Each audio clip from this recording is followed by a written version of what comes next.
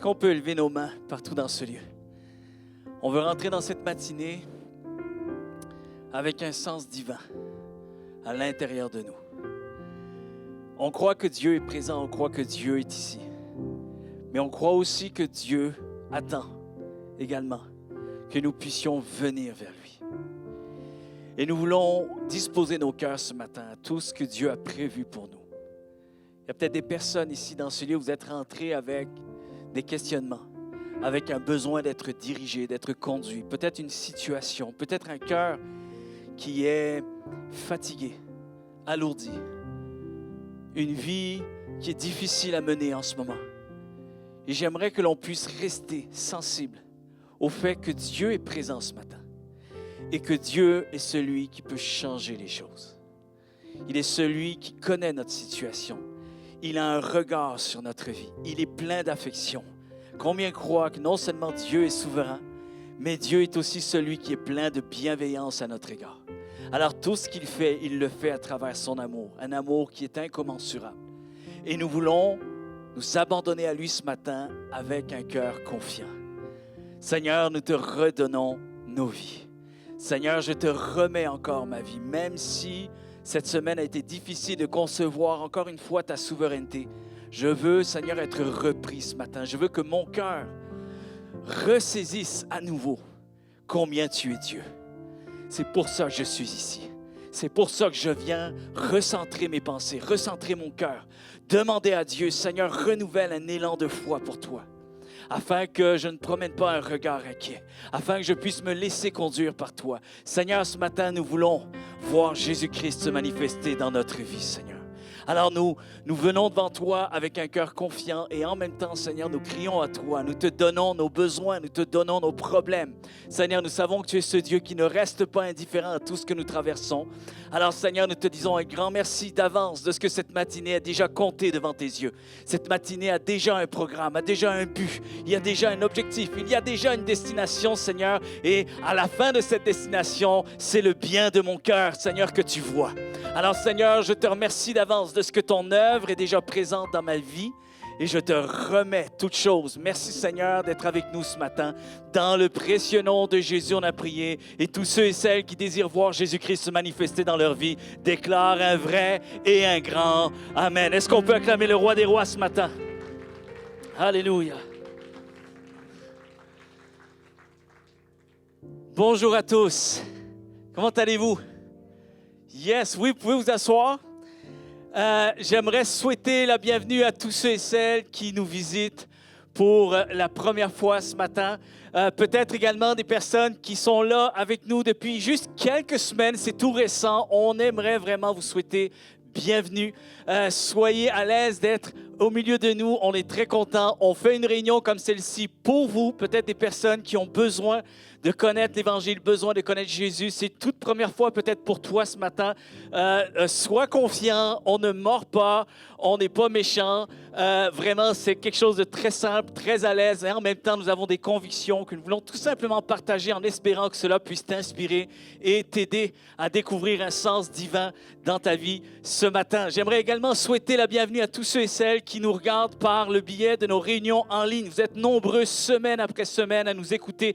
Merci pour vos messages d'encouragement. Merci de nous témoigner de ce que Dieu fait dans votre vie. Et on est là aussi pour vous ce matin, même si vous n'êtes pas en présentiel. On est heureux de pouvoir vous accueillir. Et j'espère que tout ce programme de ce matin sera là pour vous bénir et vous amener un sens encore plus profond dans votre vie et que cela puisse vous aider avec Dieu. Ce matin, on a une matinée spéciale puisqu'on a un invité pour la prédication. On a aussi Scott qui est avec nous ce matin, qui nous a déjà conduit avec un premier chant de louange. Est-ce qu'on peut l'accueillir chaleureusement? Il va revenir un petit peu plus tard pour les chants. Et également, on a une matinée spéciale pour les ados. Et on a annoncé déjà la semaine dernière aussi à travers les réseaux sociaux. On a Andrew et Danica qui sont là avec nous ce matin, qui vont apporter quelque chose pour les ados, un partage, quelque chose que Dieu a mis sur ton cœur, Andrew. Alors, on veut vraiment, est-ce qu'on peut accueillir chaleureusement et remercier Andrew et Danica d'être avec nous ce matin pour les ados? Alors, tous les ados qui sont dans la salle, je sais qu'il y en a qui sont déjà même prêts dans la salle 6. On vous demande de pouvoir maintenant aller rejoindre la salle 6, s'il vous plaît. Il y a aussi mon épouse Marie-Ève, donc vous avez juste à la suivre. Elle lève la main ici. Et on vous souhaite vraiment une bonne matinée à tous les ados et merci d'être présents ce matin. Bonne matinée à tout le monde. À la fin de la réunion, chers amis, je vais vous demander de ne pas partir tout de suite. Je sais que des fois, on est habitué, la louange termine, la réunion est terminée, on est déjà debout, on a déjà le manteau et on part. On va vous demander de rester. On a quelques annonces spéciales à vous faire ce matin. Donc, restez avec nous, ne partez pas trop vite. Et également, peut-être il y a des personnes, vous êtes bénis à travers les réunions. Les dimanches matins, vous venez peut-être à travers la réunion en ligne, vous êtes touchés. Et vous aimeriez peut-être aller plus loin également dans votre foi. Vous savez, on a des petits groupes qui se font à toutes les 2 semaines à l'église CCH. Et sincèrement, j'ai eu des nouvelles encore cette semaine à travers Yves et Lorraine qui sont en charge des petits groupes. Mais Yves me partageait comment ils sont bénis, comment il y a eu des moments forts, comment il y a des moments où est-ce qu'on peut prendre le temps de pouvoir échanger plus explicitement, aller plus en profondeur, pouvoir partager nos réalités de vie et pouvoir s'encourager, s'édifier et s'enrichir ensemble. J'aimerais vous dire qu'il y a encore des places qui sont disponibles. On a plusieurs groupes et c'est enrichissant. Alors, je lance l'invitation. S'il y a quelqu'un qui aimerait vivre l'expérience de pouvoir rejoindre un groupe de personnes, partager, revenir sur les messages, peut-être aussi partager certaines choses que vous vivez dans votre vie, de s'enrichir mutuellement et de pouvoir prier les uns avec les autres. C'est des moments forts, ça ne dure pas très longtemps, mais c'est très enrichissant. Alors, je vous encourage à venir nous voir après la réunion à l'espace Bienvenue. Vous allez pouvoir venir nous voir, laisser vos coordonnées, vos noms et des personnes vont se faire un plaisir de pouvoir rentrer en communication avec vous afin de vous permettre de vivre cet enrichissement de plus à travers l'Église. Ce matin, on est heureux d'avoir un invité et pour moi, c'est un invité vraiment particulier. Pourquoi? Parce que c'est un de mes meilleurs amis, presque je pourrais dire mon meilleur ami. Vous savez, on se parle à toutes les semaines. Ça fait maintenant des années qu'on fait ça, à toutes les semaines. Et on se partage nos joies et on se partage nos défis. On se dit tout. On est redevables, on se porte ensemble spirituellement. On a commencé à faire le ministère ensemble il y a plusieurs années maintenant, presque maintenant, une vingtaine d'années, que lui aussi dans le ministère à temps plein. Et on sert, vous savez, notre plus grande fierté, c'est quoi? C'est de servir encore aujourd'hui avec un cœur joyeux. On n'est pas aigri, on n'est pas saturé. On aime le Seigneur et on aime ce qu'on fait. On est fiers de pouvoir voir ce que Dieu fait à travers notre vie. Et ça, c'est vraiment un privilège. Et on remercie Dieu de nous avoir donné ce cœur-là. Mais j'aimerais vous dire qu'on l'alimente ensemble. Et Pasteur Éric, c'est quelqu'un, vous allez voir, qui partage toujours l'Évangile avec du cœur à cœur. Vous savez, s'il y a une chose qu'il refuse de faire, c'est de prêcher un Évangile et qu'il n'y ait rien par après, qu'il n'y ait rien qui suive. Il y a du vrai. Il n'est aucunement faux, il y a du vrai. Et ce matin, vraiment, c'est un honneur. On ne voulait pas l'inviter tout de suite avec la pandémie, tout ça, malgré qu'on l'a demandé de donner un message en ligne et tout ça. Et là, ce matin, on veut t'accueillir en grand ce matin, Pasteur Éric. Est-ce qu'on peut l'accueillir chaleureusement? Nicole, également son épouse qui est ici ce matin. On est très heureux de pouvoir vous avoir. Prends toute la liberté, mon frère. Amen. Yes. Quoi dire? Quoi dire après une introduction comme ça? Et c'est tellement vrai, qu'est-ce que Pasteur Laurent a mentionné. Déjà, après, je crois... Laurent, ça fait combien de temps que tu es marié? Ça fait 20 ans. 20 ans. J'ai eu le privilège de conduire le véhicule la journée de leur mariage. C'était moi le chauffeur. Donc, ça veut vous dire que ça fait longtemps qu'on se connaît. Et le privilège que j'ai aujourd'hui de pouvoir... avoir Laurent comme mon grand frère. C'est un ami et c'est un frère. C'est un frère qui est près de moi. C'est comme, c'est ça. Je pense qu'il a tout dit. Je n'ai pas grand-chose à rajouter. Ce matin, j'aimerais ça dire merci à toute l'équipe, premièrement, à l'Église de CCH. Merci pour votre accueil si chaleureux. Tout le monde, que ce soit Joey, que ce soit Pasteur Candy, que ce soit Pasteur Laurent, tout le monde, en rentrant, on sent l'accueil, on sent la joie de vivre et c'est tellement important. Et je veux vous remercier de cette accueil. Depuis quelques semaines, vous êtes dans une série à l'Église qui s'appelle Eratom. Et je veux continuer un peu sur cette série ce matin et qui dit « Faute signalée, faute corrigée ». Et c'est quelque chose d'extrêmement intéressant. Et pour être sûr que j'étais dans les bonnes lignes alors que je me préparais pour le message et j'avais quelque chose à cœur ce matin.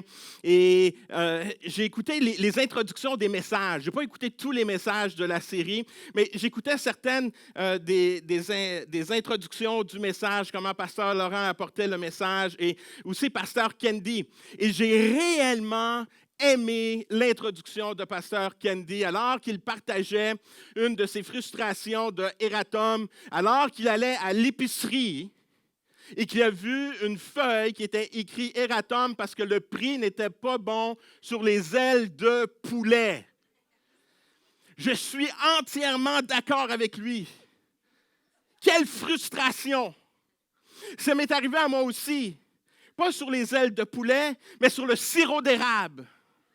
Non, mais quand même, quand on y pense, du sirop d'érable, alors que le sirop d'érable est annoncé à 4,99 et tu arrives, il est à 7,99, je m'excuse. Non, ça ne fonctionne pas. Cette feuille Eratom, je ne l'aime pas.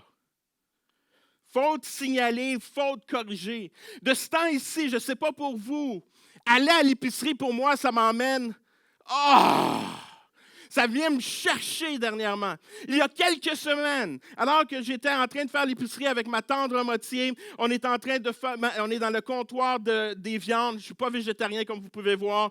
Et je suis là, je suis en train de regarder les viandes. Et vous savez, comme aujourd'hui, avec les prix qui augmentent, on recherche les spéciaux.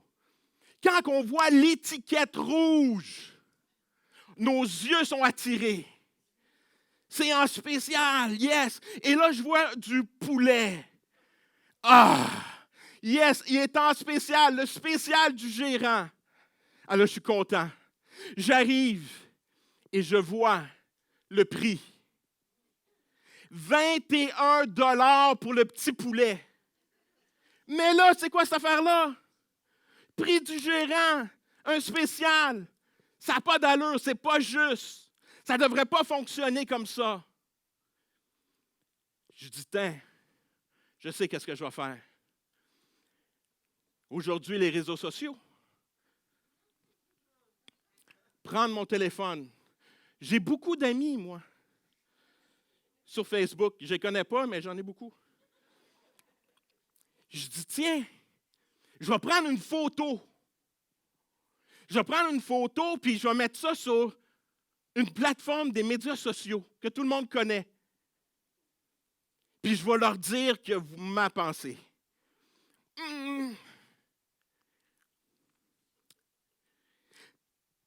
Œil pour œil. Dent pour dent. Mais, on reprend le téléphone. On le remet dans ses poches. Le titre du message d'aujourd'hui, œil pour œil, dent pour dent. Mais, moi je vous dis, si quelqu'un vous fait du mal, ne vous vengez pas. On n'aime pas la deuxième partie, hein? Œil pour œil, c'est bien. Dent pour dent, c'est encore mieux. Mais Jésus apporte cette parole. Oui, mais moi je vous dis, si quelqu'un vous fait du mal, ne vous vengez pas. C'est l'enseignement que Jésus a donné. Mais voyez-vous, qu'est-ce qui est beau de la vie de Jésus? Jésus enseigne. Il va enseigner les foules. Mais la réalité, c'est qu'il vit ses enseignements. Il ne fait pas juste dire aux gens, « Hey, c'est comme ça qu'on devrait vivre. » Lui-même a dû passer à travers des moments extrêmement difficiles dans sa vie où il a dû prendre cet enseignement qu'il a lui-même donné et dire, « Maintenant, je suis appelé à la vivre moi aussi. » Ce matin, on va regarder un texte. Un texte souvent qu'on n'associe pas avec peut-être ce que Jésus aurait pu faire en ce moment-là. Un moment où que Jésus a vécu quelque chose d'injuste. Juste pour nous mettre dans le contexte, j'aimerais ça que pendant quelques instants, vous pensez à votre meilleur ami. Est-ce que vous avez son nom dans votre tête? Votre meilleur ami. Comme vous le savez, moi et Laurent, ce n'est pas compliqué. Je m'imagine Laurent. Laurent pense à moi, j'espère. Votre meilleur ami, celui que vous parlez régulièrement, se fait arrêter injustement. Il se fait arrêter, il se fait amener en prison. Simplement parce qu'il a déclaré la vérité. Quelle est votre réaction? Comment vous réagissez? Votre ami se fait arrêter parce qu'il a dit la vérité. Pour nous, aujourd'hui, nous sommes dans une société où souvent, on met de l'avant de vouloir manifester mes droits et libertés ici-bas. Est-ce que j'arrive alors que mon ami vit un moment d'injustice? Est-ce que je commence à prendre une pancarte, commencer à écrire sur la pancarte « Droits et libertés ». Droit de parole, j'ai le droit de parler, j'ai le droit de dire ma liberté d'expression. Je prends mes pancartes et je crie. Est-ce que c'est ma réaction? Est-ce que je suis en train de réagir comme ça? Je suis devant le gouvernement, le poing fermé et commencer à critiquer le gouvernement. À leur dire des choses qui n'ont pas d'allure. Leur dire, vous êtes une gang de ci, vous êtes une gang de ça.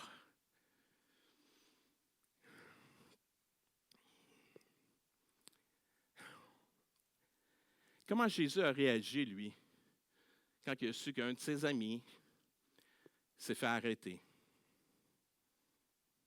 C'est un ami près. Cet ami-là, imaginez, non seulement que c'était un ami près, c'est la personne qui l'a passé dans les eaux du baptême. Mais imaginez maintenant une personne si chère à votre cœur. Et la réalité, cette personne-là se fait couper la tête. Imaginez-vous maintenant votre ami qui se fait couper la tête. Quelle est votre réaction? Comment vous réagissez? Jésus a enseigné, vous avez appris qu'on a dit œil pour œil et dent pour dent. Moi, je vous dis, si quelqu'un vous fait du mal, ne vous vengez pas. On va regarder une histoire souvent qu'on ne réalise pas le contexte. Souvent, on parle de l'histoire de la multiplication des pains.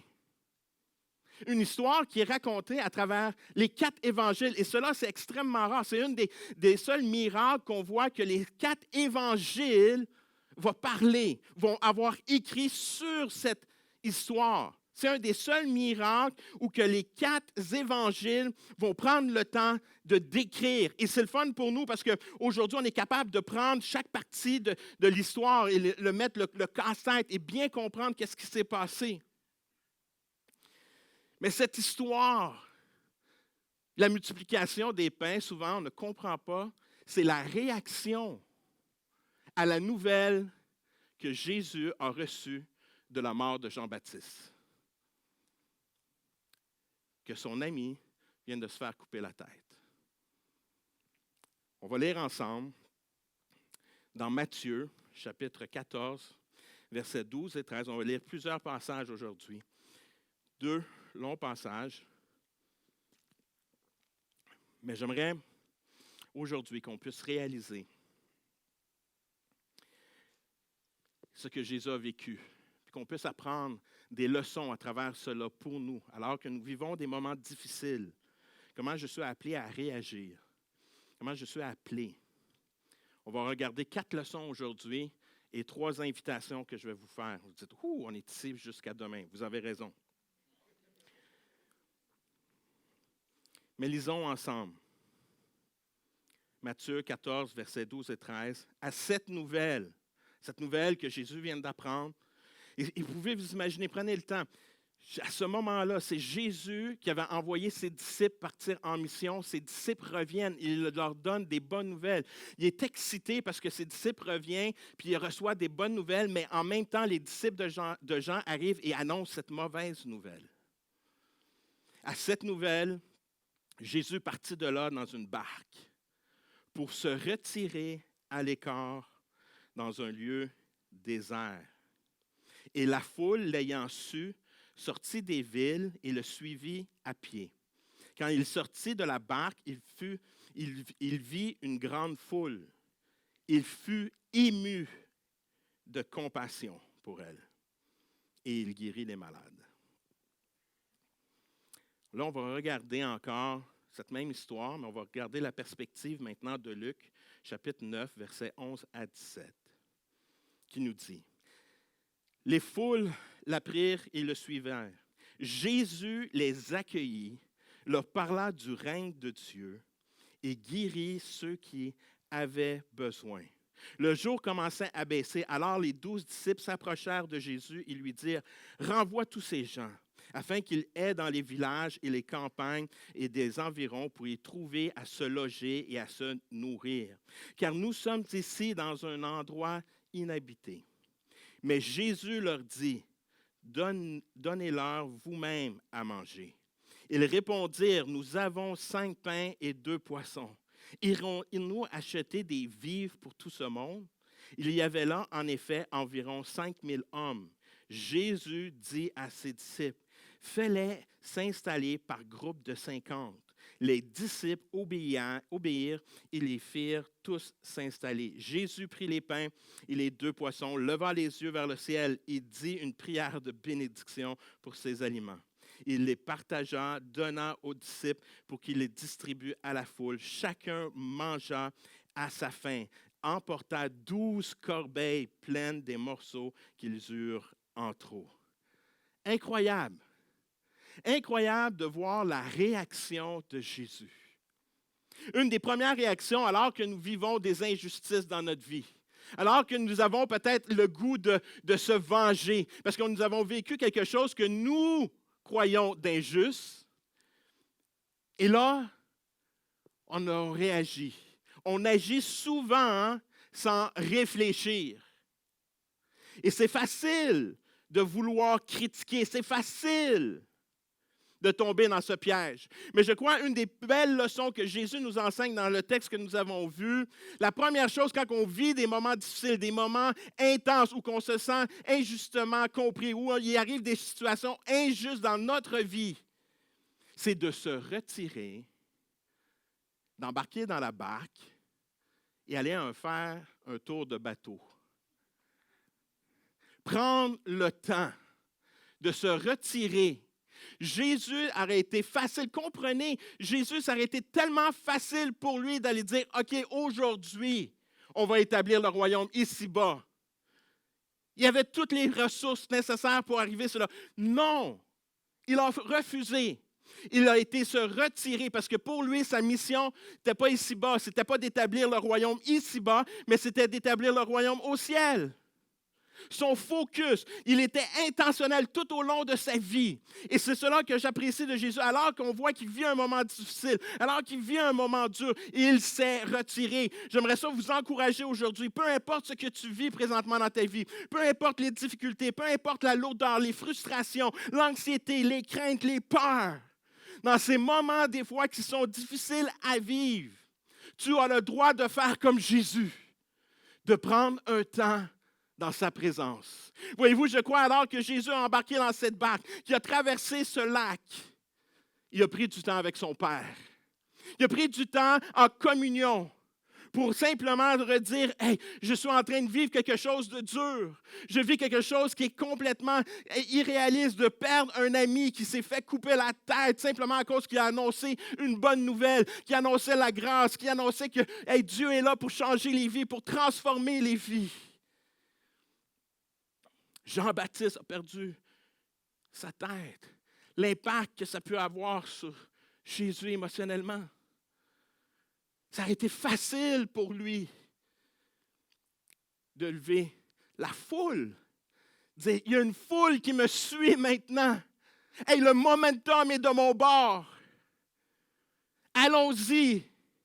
On va enlever ces atrocités-là. Mais Jésus voulait toujours glorifier son Père. Les enseignements qu'il a donnés, il les vit lui aussi. Il se retira. Aujourd'hui, j'aimerais ça te dire, retire-toi si tu vis un moment difficile. Partage-le à un frère, à une sœur. Dis, je vis des moments difficiles présentement, mais j'aimerais ça te dire que maintenant, je m'en vais dans un temps de prière. Je m'en vais dans un temps de jeûne. Je vais juste te le dire pour que tu sois conscient. Je vis quelque chose de difficile présentement, mais je veux te dire aussi que je m'en vais dans la présence de mon Dieu. Rends-toi dans la présence de Dieu. Parle à ton Dieu avec simplicité de cœur. N'essaie pas de faire de belles phrases quand tu rentres dans les temps de prière. Sois toi-même, sois simple, sois vrai, sois authentique devant notre Dieu. Il te connaît, tu n'as pas besoin de paraître, tu as juste besoin d'être. Retire-toi et rentre dans sa présence. Ah, j'aime Jésus. J'aime Jésus. Il nous montre comment vivre dans ces moments difficiles. Et une des choses qu'on voit par la suite qui est extraordinaire, alors de cette situation qu'il traverse le lac, on doit comprendre le lac de Galilée qui est en train de traverser, c'est un lac qui n'est pas grand. Les gens sont capables de voir que Jésus a embarqué dans la barque et sont capables de voir, OK, Jésus est en train de traverser, il va arriver à tel endroit. Donc les villages sont là, ils voient Jésus en train de traverser le lac, il arrive même avant lui. Ça aurait été facile de dire aux disciples, hey, aujourd'hui, là, time out. Là. Time out, c'est dur aujourd'hui, là. Renvoie la foule. Qu'est-ce que Jésus a fait? Jésus a accueilli les gens dans sa vie. Jésus a accueilli les gens au lieu d'essayer de les utiliser pour obtenir sa vengeance. Il a commencé à leur parler du vrai royaume de Dieu. Le royaume que vous venez de voir, le royaume que vous venez de voir, qu'on vient d'apprendre la nouvelle de Jean-Baptiste, j'aimerais ça vous dire qu'il y a un meilleur royaume, le royaume de Dieu, un royaume où la paix, la grâce abondent. Je veux vous partager cela. Je veux vous dire que qu'est-ce que vous voyez ici, ce n'est pas la réalité de ce que je vis avec mon Père, avec l'Esprit Saint. Je veux vous dire que nous vivons en communauté et je veux vous accueillir maintenant. J'aimerais ça te dire aujourd'hui encore, Jésus veut t'accueillir. Peu importe ta situation que tu vis, peu importe qu'est-ce que tu as fait dans ta vie, Jésus veut t'accueillir dans sa vie. Il veut vivre en toi. Maintenant, alors qu'il t'annonce cela, alors qu'il t'accueille aujourd'hui encore. Laisse-moi te dire, si tu rouvres ton cœur, si tu acceptes cette invitation, tu vas voir toutes tes anxiétés, tes craintes, tes peurs vont disparaître. Tu vas vivre un changement radical dans ta vie. Ton focus, au lieu d'avoir des craintes, des peurs ici-bas, ton focus maintenant s'en va vers Dieu. Toujours vers le haut, toujours vers le ciel. Vers notre Père. Jésus a accueilli les gens et il veut t'accueillir encore aujourd'hui dans ta vie. Maintenant, c'est à nous de simplement l'accepter. Je sais que la dernière fois que j'ai apporté un message ici, l'été, comme Pasteur Laurent a mentionné, le titre de mon message, c'était la bénédiction de l'accueil. Je crois que Jésus, encore une fois ici, il est en train de réaliser que je rouvre ma vie, je vous démontre que je veux vous accueillir. Nous sommes appelés aujourd'hui à bâtir des ponts relationnels pour soutenir la vérité. Un pasteur a mentionné cette phrase un jour et cette phrase m'interpelle. Nous sommes appelés à bâtir des ponts relationnels pour soutenir la vérité. Et c'est justement cela que Jésus a fait en accueillant les gens. Alors qu'il a accueilli les gens, il a bâti des relations avec eux. Et par la suite, il a partagé la vérité. Et ça, c'est un modèle pour nous. Jésus a accueilli les gens. Je crois que nous sommes appelés, même quand on vit des moments, des fois, de frustration, qu'on puisse ouvrir nos cœurs et de réaliser réellement qu'est-ce qui se passe alentour de nous. Jésus s'est laissé toucher par la foule. Il a été ému de compassion. Il voyait les souffrances, il voyait les moments difficiles qu'il vivait. il s'est laissé toucher par cette foule. Il a partagé la vérité, a partagé la bonne nouvelle. Il leur parla du règne de Dieu, que notre Dieu est un bon roi. Réalisons qu'on n'est pas dans une démocratie ici. Dieu est un bon roi. Notre Dieu est un Dieu d'amour, de grâce, de justice, qui veut prendre soin de chacun d'entre nous. Notre priorité pour chacun d'entre nous, c'est d'être à la recherche du royaume de Dieu. C'est cela que Jésus nous enseigne dans le Sermon de la montagne. Il nous établit nos priorités dans nos vies.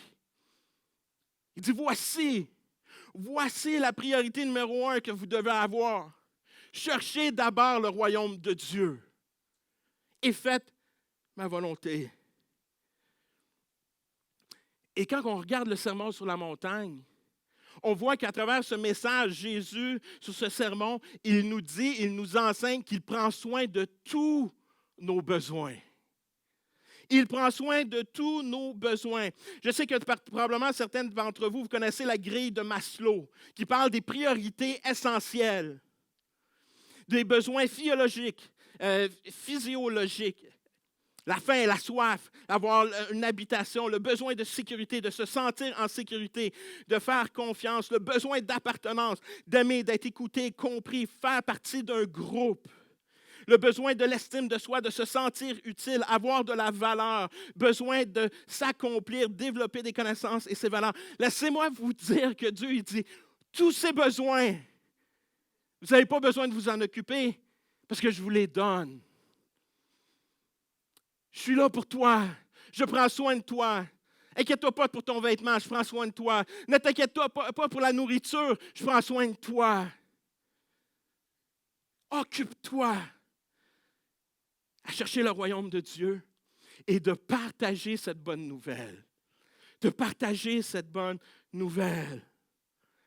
Voyez-vous, on prend dans des moments, pouvez-vous vous imaginer la différence que ça pourrait avoir dans nos lieux de culte, dans nos lieux d'église, dans notre vie, si on commencerait à vivre cela dans nos vies, alors qu'on vit des injustices, qu'on se retire, qu'on va dans la présence de Dieu et on se laisse guider, et alors qu'on aurait plus le goût de se frustrer, de crier, d'envoyer des critiques, au contraire, on s'ouvre au monde et on dit, on réalise que vous avez des besoins. Laissez-moi vous dire qu'il y a quelqu'un qui est là pour répondre à vos besoins.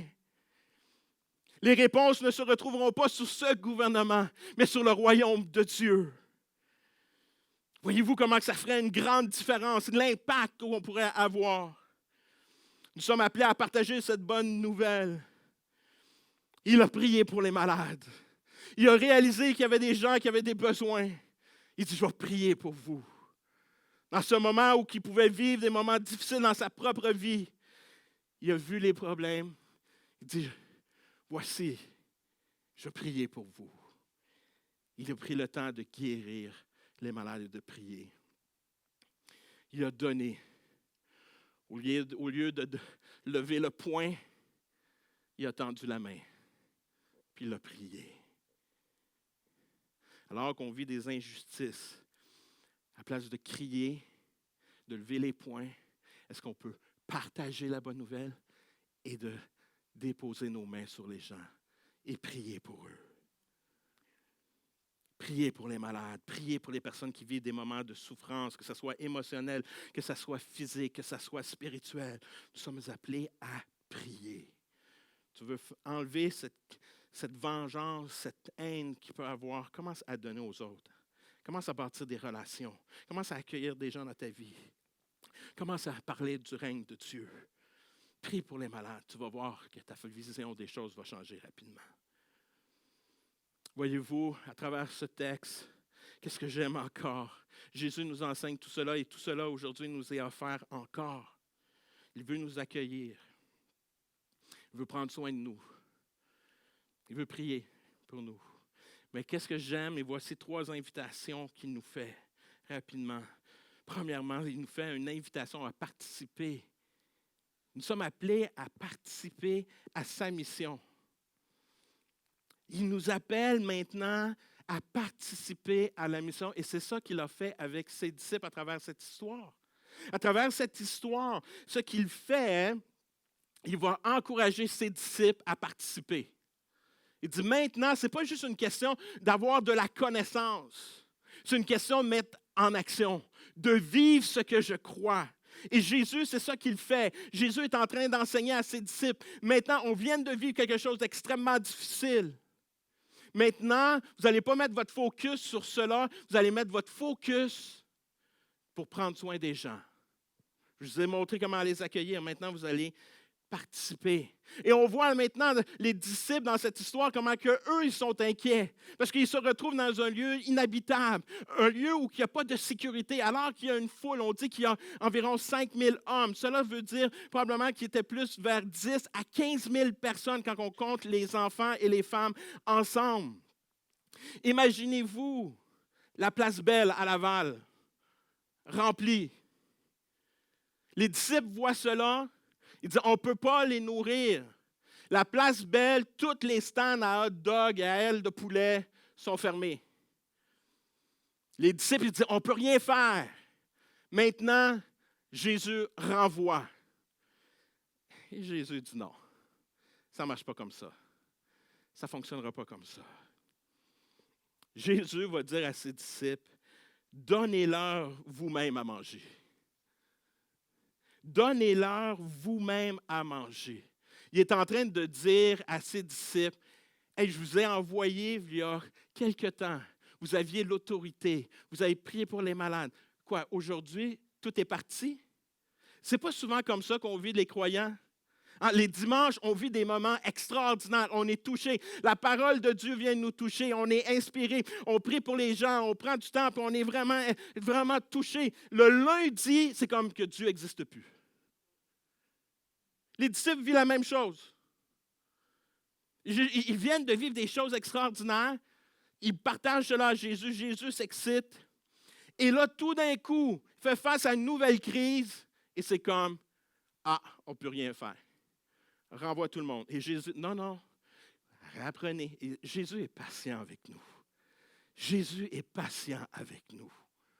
Jésus est patient, puis il nous dit, hey, donnez-leur à manger. Dieu désire notre participation. La participation nous propulse vers l'action. Et c'est cela que Jésus voulait. C'est cela que Jésus voulait. Il voulait que les disciples se mettent en action. Notre réaction face à cette invitation est souvent remplie d'excuses. Je ne peux pas, comme les disciples. On refuse de s'impliquer, on refuse de participer. Je n'ai pas de talent, pas le temps, je suis introverti, je n'ai pas d'expérience, pas de ressources, je ne suis pas assez bon. Mais laisse-moi te dire aujourd'hui, Jésus veut t'utiliser. Il veut que tu participes à sa grande mission. Peu importe, chacun d'entre nous, nous sommes appelés à être des serviteurs de Dieu. De simplement, peu importe ce que j'ai, le peu que j'ai, je vais être au service de Dieu. Tes manquements ne seront jamais plus grands que les capacités de Dieu à pouvoir à tes manquements. N'oublions jamais que nous servons le Dieu créateur de l'univers. Qu'entre ses mains, Dieu peut multiplier tout. Dieu peut multiplier tout. Il nous appelle à participer. C'est une invitation à participer à son royaume, à le servir. Il y a un terme que pour moi, mon Église, peut-être le pasteur Laurent va être fâché après moi, mais j'ai déjà partagé cela. Mais bon. Moi, il y a un terme que je ne suis plus capable. Que j'ai de la difficulté à l'intérieur de l'Église. C'est le terme bénévole. Il n'y a pas de bénévole. Savez-vous quoi? Jésus, quand nous allons y faire face, la phrase que nous avons hâte d'entendre, ce n'est pas bon et fidèle bénévole.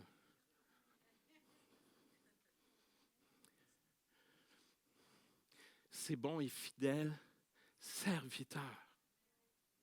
Il y a une très grande différence entre un bénévole et un serviteur. Le bénévole, c'est moi qui est au contrôle. Je décide de faire du bénévolat dans un hôpital. Je décide l'horaire que je veux. Je décide ce que je dois faire. Je décide que je suis bénévole. Fait que, maintenant, je suis bénévole. Hein, c'est que même être bénévole, des fois, ça satisfait un peu l'orgueil. Parce que je prends de mon temps pour vous offrir mes services.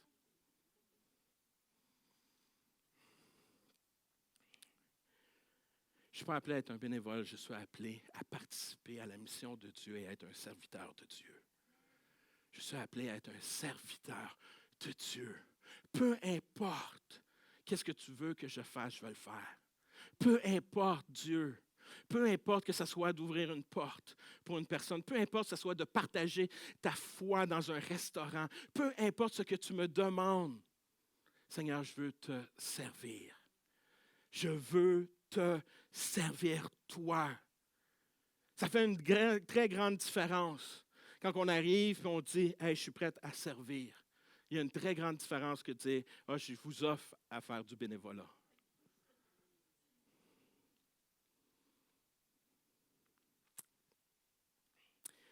Jésus nous envoie une invitation à participer aujourd'hui. Et quand on participe, ça fait une grande différence parce qu'on apprend à bâtir des relations, on apprend à connaître les gens, on apprend à connaître qui ils sont. Puis ça devient de plus en plus dur à vouloir crier contre quelqu'un qu'on connaît. Plus qu'on connaît les gens, plus qu'on n'a pas le goût de les critiquer parce qu'on connaît leur histoire. Une invitation à participer. Nous avons aussi une invitation à porter nos regards sur la source et non sur nos ressources. L'invitation que Jésus a faite à ses disciples dans ce moment-là, c'était réellement, regardez maintenant. Vous êtes venus puis vous avez dit, on n'a pas de ressources. On n'a rien. On a quelques poissons. On a des poissons, on a quelques pains. Jésus leur demande combien de pains que vous avez. Jésus travaille avec ce que nous avons. Nous avons tous quelque chose à offrir, peu importe nos capacités et nos ressources. On peut donner. On remet. Savez-vous qu'est-ce qui est extraordinaire dans cette histoire? Cet enfant. Je dirais, il y a deux personnes. L'enfant qui va remettre ses poissons, ses pains. Et aussi, j'aimerais ça dire un gros merci à la mère qui a pensé à faire un lunch à cet enfant. Il y a des fois qu'on fait des choses, parents, qui nous semblent routiniers à nos enfants, faire un lunch. Mais savez-vous, le lunch que vous donnez à votre enfant, que si votre enfant le partage à un ami à l'école, peut-être ça va être le meilleur ami qui va être là, qui va grandir avec. Parce qu'il va juste décider de partager, comme cet enfant. Et qu'est-ce que je trouve extraordinaire à cette histoire aussi? Probablement la seule personne qui n'a pas besoin de miracle dans sa vie, parce que lui, il a du pain, lui, il a des poissons. Il n'y en a pas besoin de miracle. Il a les ressources. Il a remis entre les mains des disciples. Puis alors qu'il remet les poissons, qu'il remet les pains, il se met maintenant dans une position lui-même à avoir besoin de Dieu. Wow! Cet enfant qui remet, ce n'est pas pour rien que Jésus dit d'avoir la foi comme un enfant. L'enfant, il a probablement entendu des histoires de tout ce que Jésus a fait. Pour lui, il a dit, si Jésus a fait ça, si je viens de voir Jésus guérir des malades, je sais que Jésus peut faire ça. Vous m'avez enseigné dans le passé les histoires de Moïse, que Dieu a fait descendre la manne. Cet enfant-là qui probablement connaissait les enseignements, puis qui est là, il dit, hey, il a fait ça dans le passé, puis si j'y donne, il peut le refaire encore aujourd'hui. Souvent, nous, on se limite à nos ressources au lieu de tourner nos yeux vers la vraie source. Je vous invite aujourd'hui à mettre votre regard sur Dieu, peu importe votre situation, et de commencer à partager vos ressources. Peu importe, que ce soit la ressource de votre temps, que simplement de passer du temps à prendre un café avec quelqu'un, ou de prendre du temps avec une famille, un collègue de travail, ou des ressources des fois à quelqu'un dans votre entourage qui vit quelque chose d'extrêmement difficile et que vous partagez vos ressources. Vous allez voir qu'alors que vous partagez, Dieu va multiplier encore plus. La bénédiction d'avoir le regard sur Dieu. Plaçons-nous en position pour que Dieu puisse exercer un miracle dans nos vies. Et la dernière invitation aujourd'hui que j'aimerais vous partager, que Jésus nous fait, c'est une invitation à se regrouper. Une invitation à se regrouper. Il avait là, en effet, environ 5000 hommes. Jésus dit à ses disciples, faites-les s'installer par groupe de 50 environ. Je crois que c'est un des moments, un des miracles les plus intimes qu'on retrouve à travers les Écritures. Alors qu'il y a une foule, alors que les gens sont arrivés comme une foule, mais ils sont repartis comme une communauté. Ils sont arrivés en masse. Moi, savez-vous, c'est ça mon rêve de l'Église. Mon rêve de l'Église, c'est que les gens arrivent comme aujourd'hui, en foule. Mais vous sortez de ce lieu en communauté. Que vous sortez, que vous avez des relations intimes, que vous êtes capable de partager la vérité entre frères et sœurs. Pasteur Laurent vous a partagé notre relation au début, que nous sommes redevables, qu'on se pose des vraies questions, puis qu'on est là dans les moments opportuns. Je me souviendrai toujours à un moment donné de ma vie où alors ma femme fait une fausse couche. J'appelle Laurent. 10 minutes après, il était dans ma maison. Savez-vous quoi? Pendant ce temps, on n'a quasiment pas parlé. Moi, j'écoutais de la musique, de la louange. Puis lui est arrivé, il s'est assis, puis on était ensemble. C'est tout. Sa présence était rassurante. C'était tout. Je ne me souviens pas des conversations, mais je me souviens qu'il était là. Savez-vous quoi? C'est ça qu'on est appelé à vivre, l'Église. D'être là les uns pour les autres. J'aimerais ça vous partager une dernière illustration ce matin. Cette illustration, tout le monde connaît cet endroit. Cet endroit s'appelle Epcot Center. Est-ce que vous connaissez Epcot Center? Epcot Center, pour d'autres, pour tout le monde connaît Walt Disney. Right?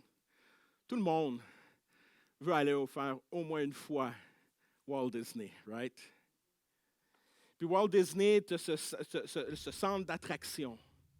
Et tu as à côté le Epcot Center, mais on doit comprendre que Epcot Center, c'est la première vision. Ce que Walt Disney avait réellement à cœur, c'était Epcot Center. Est-ce que vous savez ce que Epcot Center veut dire? Epcot Center veut dire Experimental Prototype Community of Tomorrow. En français, c'est un prototype expérimental d'une communauté du futur, une communauté qui est tournée vers le futur. C'est assez incroyable que pour Walt Disney, c'était de créer une ville, une communauté où que les gens allaient vivre ensemble et avoir un regard pour le futur. C'est spécial qu'aujourd'hui, Epcot Center s'est rendu un centre de divertissement, un centre de distraction, un centre où qu'on se déplace pour vivre des moments joyeux parce que c'est tout imaginaire. Puis dans ce moment qu'on vit, c'est comme wow, c'est du divertissement. Mais son plan, c'était pas le divertissement. Son plan, c'était de vivre une communauté, ensemble, puis qu'il allait avoir un regard pour le futur. Des fois, je me pose des questions. L'Église, qu'est-ce qu'on fait? Est-ce qu'on tombe dans de pièges comme Walt Disney? On perd le focus. On perd le focus de vivre la vraie communauté que nous sommes appelés à vivre. Voyez-vous, Jésus, alors qu'il a vu la foule, il a dit maintenant, c'est important que quand ils vont repartir, qu'ils vont vivre en communauté, qu'ils vont apprendre à connaître l'autre personne, ils vont développer des relations. Ils vont pouvoir partager puis dire, voici mes faiblesses, voici mes forces, voici j'ai besoin d'aide dans tel endroit dans ma vie, au lieu de se divertir. Ma prière pour nous aujourd'hui, c'est qu'on puisse vivre ce que nous croyons. Que je puisse vivre ce que je crois. Je suis appelé à vivre en relation. Pourquoi? Parce que Jésus est en parfaite relation avec son Père, avec le Saint-Esprit, un modèle extraordinaire de communauté, qui vivent sont 3 personnes distinctes, mais qui vivent en unicité. C'est le modèle que nous sommes appelés à vivre aussi aujourd'hui. Ma prière aujourd'hui, c'est qu'on vive ce qu'on croit, de vivre en Jésus, d'aimer comme Jésus, de vivre pour Jésus. Que mes réactions, que mes actions soient le reflet de Jésus-Christ. Que ma vie puisse glorifier Dieu. Ma prière pour nous aujourd'hui, alors que j'entendais Pasteur Laurent faire les annonces qui parlaient de groupe, ma prière, c'est que chacun d'entre vous aujourd'hui, alors que vous sortez de ce lieu, vous vous dites, OK, je vais faire partie d'un groupe. Ma prière, c'est que Pasteur Laurent me dise et Pasteur Randy me disent, Pasteur Eric, à cause de ce que tu as enseigné, à cause que la parole t'a enseigné, on a un problème. On n'a pas assez de leaders de petits groupes. On veut vivre l'Église. Soyons ensemble. Prenons le temps de vivre ensemble. Jamais seul, mais ensemble. Si nous vivons cela, les gens à l'extérieur, quand ils vont regarder à l'Église, ils ne seront pas là pour dire « Ah, l'Église est contre ci, contre ça ». Ils vont dire « L'Église, c'est un endroit où on ressent l'amour, qu'on ressent la paix, on sent l'accueil. On sent que je rentre dans ce lieu et je ressors d'une façon différente. Je suis rentré seul, je suis ressorti avec une communauté. » Et c'est ma prière pour chacun d'entre nous. Que vous puissiez développer des relations profondes. Parce que, quelle bénédiction. Quelle bénédiction que Pasteur Laurent est dans ma vie. Parce que de tout ce qu'on a pu avoir grandi et maturé ensemble. Ma prière, c'est que vous puissiez vivre cela. Ça va vous demander courage, ça va vous demander que vous allez être vulnérable. Mais ça va valoir la peine. Parce que Dieu va être là. Alors que 2 ou 3 personnes s'assemblent, Dieu est au milieu de nous. Alors que je termine, j'aimerais ça juste simplement terminer en prière. Courbons la tête et prions. Père éternel, merci. Merci pour ce matin, Seigneur, que tu puisses faire ton œuvre, que tu puisses agir puissamment. Que tu puisses vraiment nous toucher, que ta parole, Seigneur, pas qu'est-ce que j'ai dit, mais toi, ton esprit, vient juste confirmer, sceller, Seigneur Dieu. Tout ce qui n'est pas nécessaire, Seigneur Dieu, que les gens puissent oublier, mais que tout ce qui est important pour toi puisse rester, qu'il puisse fleurir, Seigneur Dieu. Seigneur Dieu, prends la place. Fais fructifier, Seigneur Dieu. Seigneur, touche les cœurs, Seigneur, aujourd'hui. Restaure, Seigneur, celui qui est malade, celui qui vit des moments durs, Seigneur. Seigneur, fais un œuvre puissant. Agis puissamment dans chacun d'entre nous, Père. Seigneur, on te remet tout entre tes mains. Et je prie dans le merveilleux nom de Jésus. Amen. Alléluia. Alors qu'on se tient devant Dieu ce matin, j'aimerais qu'on puisse conclure non seulement ce message extraordinaire qui nous a été partagé ce matin, et en même temps, la présence de Dieu, ces chants qui se sont élevés. J'aimerais juste rappeler ce matin ce que Dieu nous a dit. Quand tu accueilles Jésus, peut-être que je parle à quelqu'un ce matin, quand tu accueilles Jésus, il accomplit du nouveau dans ta vie. Parce que Jésus vient, il change une vie. Il change quelque chose. Et nous devons avoir cette conviction qu'une vie sans Jésus n'est nullement comparable à une vie avec Jésus-Christ. J'aimerais vraiment appuyer ces paroles qui ont été dites durant ce message. Parce que quelqu'un a peut-être besoin de faire confiance à Dieu une bonne fois pour toutes. Peut-être que tu as hésité jusqu'à maintenant. Parce que tu n'es pas sûr, parce que tu manques de foi. Peut-être que tu doutes que quelqu'un puisse faire quelque chose pour ta vie. Peut-être que tu regardes ta vie qui te semble insurmontable. Je te mets au défi d'accueillir Jésus dans ta vie, de lui faire confiance. Et tu verras quel Dieu il est. Tu verras comment il va répondre à ton cœur, à tes prières et à tes besoins.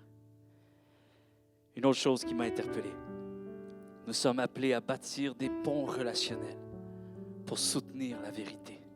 Alors j'aimerais dire à quelqu'un ce matin, c'est au travers de ta vie que Dieu montre qui il est. C'est au travers de l'Église que Dieu montre qui il est. Et ne pas s'attendre à ce qu'il fasse quelque chose toujours pour les autres en se détachant de l'équation. Chers amis, Dieu n'attend qu'une chose, que son Église se laisse conduire par lui, se laisse utiliser par lui. Car c'est comme ça qu'on change le monde. C'est comme ça que l'on montre que Christ est vivant et qu'il montre qui il est et ce qu'il fait, ce qu'il est capable de faire encore aujourd'hui à travers le témoignage de notre vie. Également, il a été dit qu'il est un bon roi et qu'il est plein d'amour, plein de bienveillance. En fait, tout ce qu'il fait, il le fait par amour. Et vous savez quoi? L'amour de Dieu, l'amour de Jésus-Christ, il est parfait. C'est pour ça que dans ce même message, Pasteur Eric nous a encouragés en disant « Ne t'inquiète pas ». Alors, ne t'inquiète pas pour la suite. Ne t'inquiète pas pour ton avenir. Ne t'inquiète pas pour ton vêtement. Ne t'inquiète pas pour ta nourriture. Ne t'inquiète pas pour les besoins qui ont besoin d'être comblés. Car tu appartiens à un Dieu qui non seulement est souverain, mais en plus, il possède un amour parfait à ton égard. Le roi David va dire « J'ai été jeune et j'ai vieilli. Et durant toute ma vie, je n'ai pas vu une seule fois un homme compter sur Dieu et être abandonné de lui. Pas une seule fois, je n'ai vu ceci. » Alors j'aimerais dire à quelqu'un que Dieu va passer par toi pour atteindre les autres. Dieu va passer par ta vie pour montrer combien Dieu est fidèle envers ceux et celles qui lui font confiance. Tes paroles, ton amour, ta gentillesse, ta sensibilité, ta foi, tes prières, ta compassion, tout ce que tu vas déployer à travers ta vie, sache que tu es une Bible pour quelqu'un qui n'en possède pas.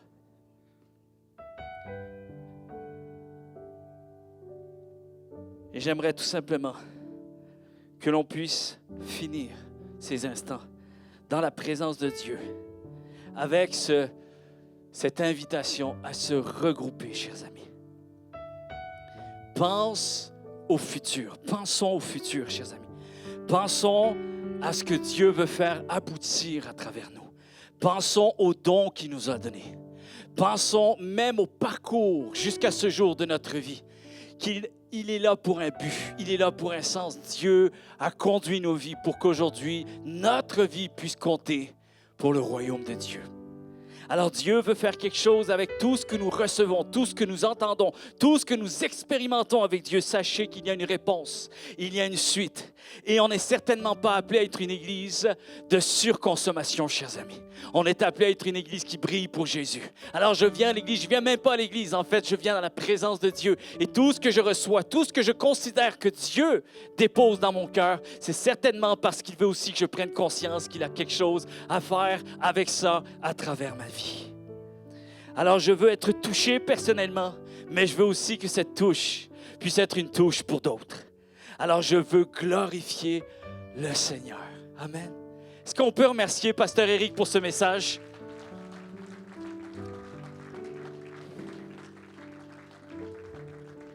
Vous savez ce que j'aime? Pasteur Éric a fait le travail d'un vrai invité ce matin. Il a accompli tout ce qu'on enseigne dans un collège biblique. Tout le rôle d'un invité. La prédication, vous remarquerez qu'il n'a pas parlé de lui. Il n'a pas parlé de son Église. Il n'a pas parlé de ce qu'il fait, de son parcours. Il est venu pour nous bénir et nous servir. Et j'apprécie tout particulièrement Nicole, également son épouse, qui sont ici. Mais vous savez quoi? Ils ont besoin de nos prières parce qu'ils servent le Seigneur eux aussi. Ils ont besoin d'être encouragés. Ils ont besoin d'être renouvelés. Ils ont besoin que Dieu les utilise encore. Amen. Il y a une église à Laval, l'église Génération. Et avec le cœur qu'ils ont, chers amis, je crois que Dieu veut faire quelque chose d'extraordinaire. Alors, on veut les soutenir en prière. Ils servent avec tellement de joie, avec tellement de compassion, tellement de simplicité. Ils pensent toujours aux autres. Et je crois que c'est important de leur redonner cet honneur, de pouvoir les porter spirituellement, de pouvoir les bénir, les honorer et de pouvoir compter sur nous pour les accompagner à travers l'œuvre qu'ils accomplissent. Amen. On ferme nos yeux ce matin. Une prière solennelle. Seigneur, nous refusons de sortir de ce lieu avec seulement l'esprit d'un homme ou d'une femme qui a consommé l'Évangile.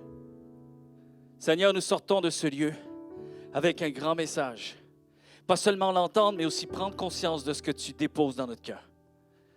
Seigneur, il ne s'agit pas de quelqu'un d'autre, il s'agit de moi ce matin. Je m'inclus dans l'équation. Ce message était pour moi. Et Seigneur, je te demande de me donner cette sensibilité de savoir comment tu veux que je réponde à un tel message. Tellement d'exemples qui ont été donnés. Tellement d'applications qu'il est possible de formuler.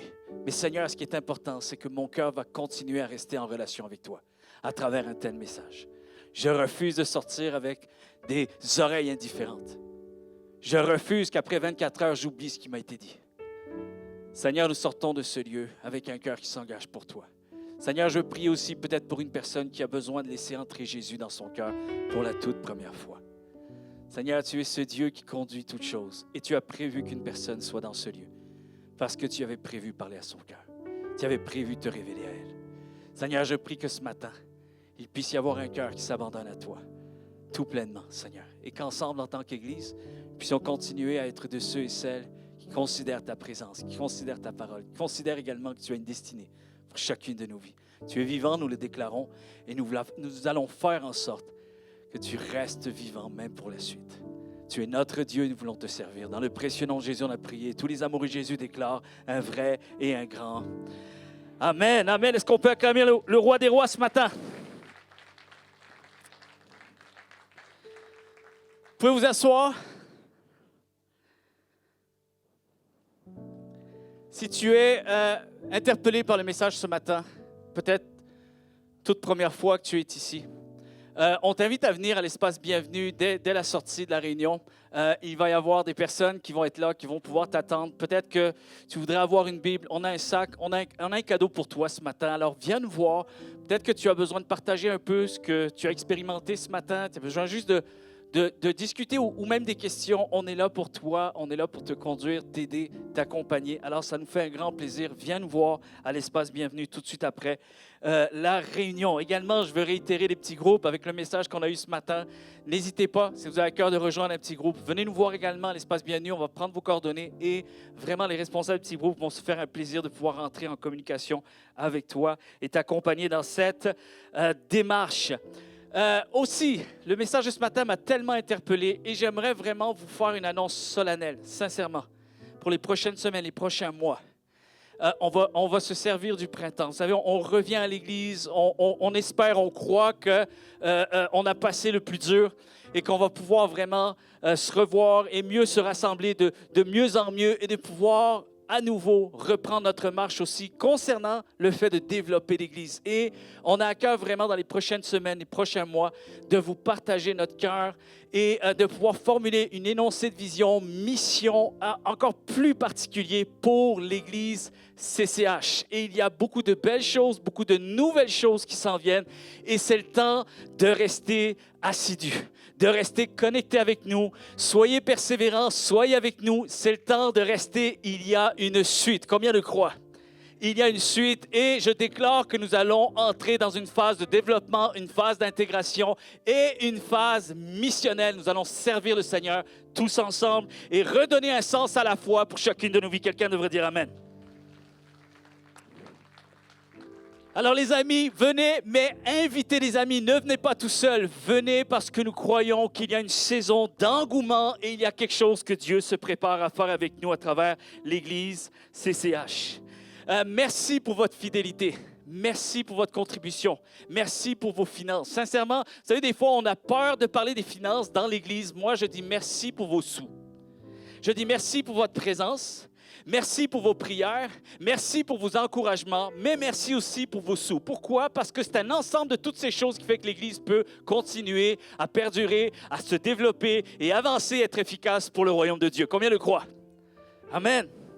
Et j'aimerais vous encourager, peut-être ceux et celles qui, c'est dans les dernières semaines, peut-être l'Église CCH devient votre Église. On vous encourage à contribuer, à nous aider financièrement. Non pas parce qu'on veut s'enrichir avec cela. Au contraire, on veut tout simplement enrichir l'œuvre de Dieu. Il y a tellement de belles nouvelles choses qui s'en viennent qu'on a besoin également que l'Église soit encore plus participative. On va mentionner toutes ces choses-là, mais merci pour votre contribution. Et si vous avez à cœur vraiment de nous aider financièrement ce matin, encore une fois, il y a une table des dons et Lise sera là pour vous accueillir et vous permettre de pouvoir vous accompagner dans votre démarche. Alors, merci encore pour la fidélité de Dieu sur cette Église.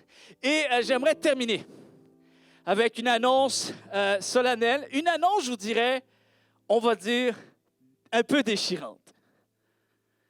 Parce que ce matin, il y a des joies parfois, et puis des fois, il y a des petits pincements de cœur, parce qu'on doit aussi relâcher des personnes que Dieu conduit, que Dieu dirige.